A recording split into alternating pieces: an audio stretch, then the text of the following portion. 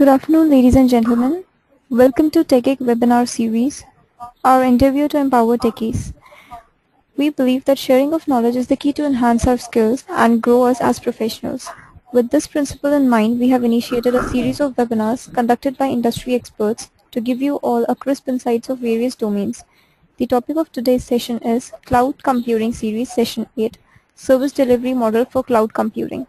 Our guest speaker today is Mr. Vipin Sahane, Head of Megasys India Private Limited.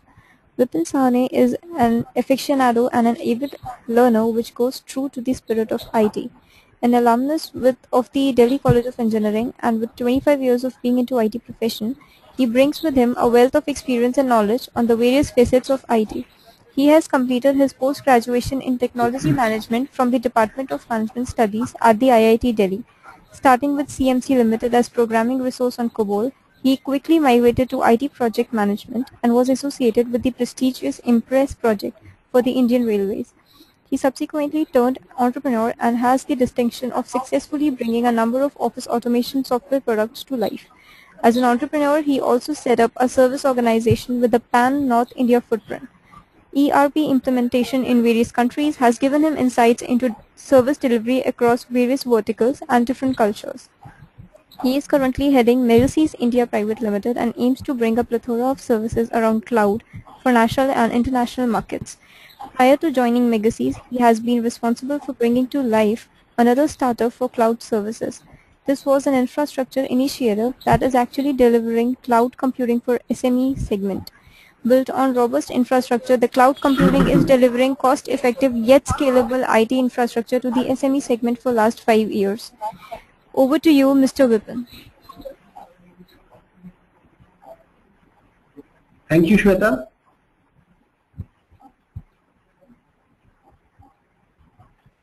Hello, everybody. I am Vipin Sahane, and I am currently heading, as introduced by Shweta, a company called Megasys, where I am planning to deliver a lot of cloud services to national and international markets. Today I will be talking about the service delivery model for cloud computing. My presentation today would consist of why cloud.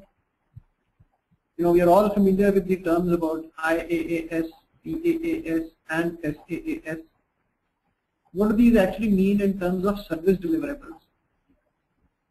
Hence, I will be talking about what are the constituents of a service delivery model in a cloud environment. We shall also have a look at what is happening behind the scenes. Who benefits and how? Now, in any service delivery model, we have to create a win-win situation where the customer benefits. And I should be able to do so, demonstrate the same to you through a small case study. We'll follow this up with a question and answer session.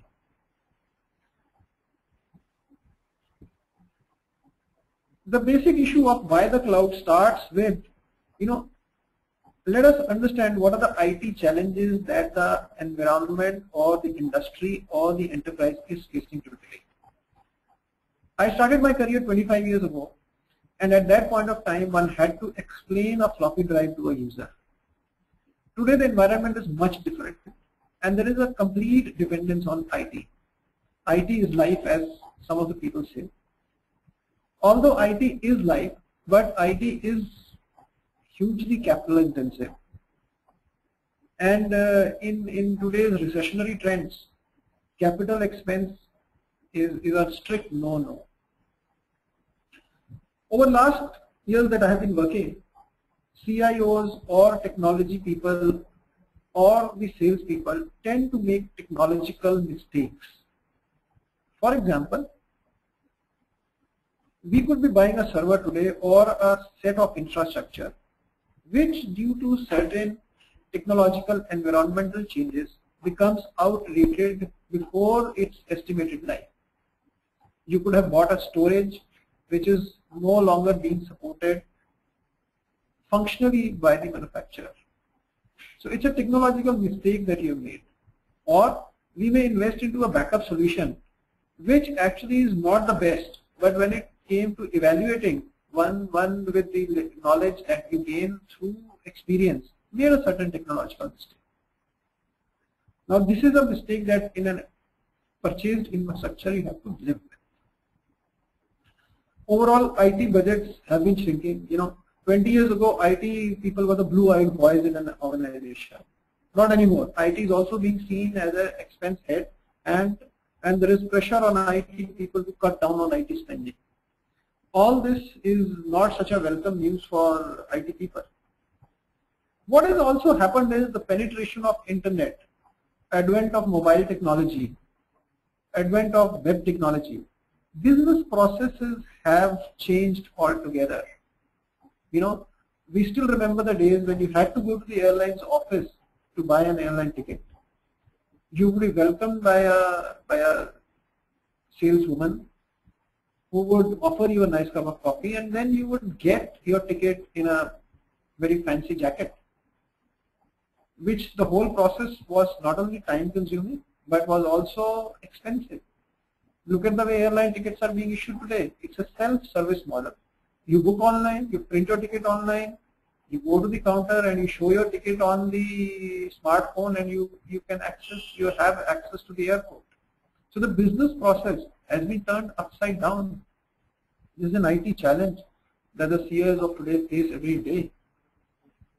Not only this, the users have become much wiser, and they are looking at better service from the IT people. So IT department is no longer carrying a halo around it.